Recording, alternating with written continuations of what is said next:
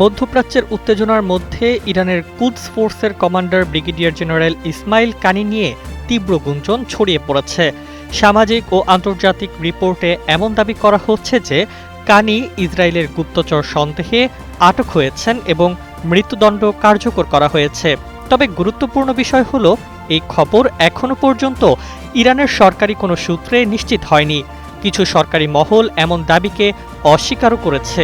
নগদ নিয়ে এলো হার না মানা হার অফার।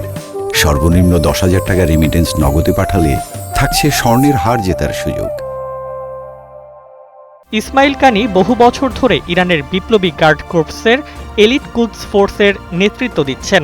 তিনি 2020 সালে জনপ্রিয় কমান্ডার কাসেম সুলাইমানি হত্যার পর এই দায়িত্ব গ্রহণ করেন।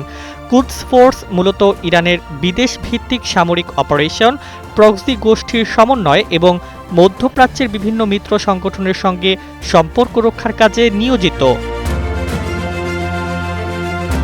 কানিকে ঘিরে সন্দেহের সূত্রপাত হয়েছে কিছু রহস্যজনক ঘটনার কারণে।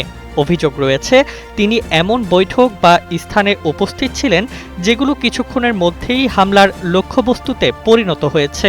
উদাহরণ হিসেবে বলা যায়, বৈরুতে এক গোপন বৈঠক থেকে তিনি আগেভাগে বেরিয়ে আসেন, কিন্তু সেখানে উপস্থিত কয়েকজন গুরুত্বপূর্ণ নেতা নিহত হন। এমন একই ধরনের ঘটনা ইরানের ভেতরের সামরিক স্থাপনাতেও ঘটেছে।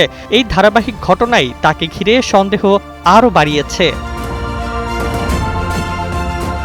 সাম্প্রতিক সময়ে যখন ইরানের সর্বোচ্চ নেতৃত্বকে লক্ষ্য করে বড় ধরনের হামলা চালানো হয়, কানি অক্ষত অবস্থায় বেরিয়ে আসেন। এরপর তাকে জিজ্ঞাসাবাদের জন্য আটক করা হয় বলে আন্তর্জাতিক কিছু প্রতিবেদনে দাবি করা হয়েছে। তবে মৃত্যুদণ্ডের খবরের সত্যতা নিয়ে এখনও ধোঁয়াশা রয়েছে। বিশ্লেষকরা মনে করছেন এটি আংশিক সত্য, রাজনৈতিক গুজব বা চলমান তথ্যযুদ্ধের অংশও হতে পারে।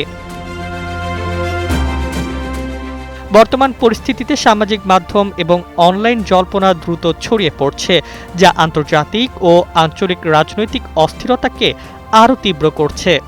কানি নিজে বা ইরানের কর্তৃপক্ষের কোনো নিশ্চিত বা স্পষ্ট প্রতিক্রিয়া এখনও আসেনি, তাই এই ঘটনায় সত্যতা যাচাই করা অপরিহার্য।